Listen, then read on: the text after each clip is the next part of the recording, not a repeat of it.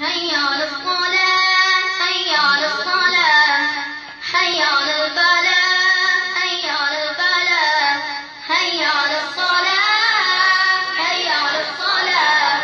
حي على الفلاح حي على الفلاح. فلنذكر الصلاة في أول الفجر والظهر والعصر ثم نصلي المغرب وبعدها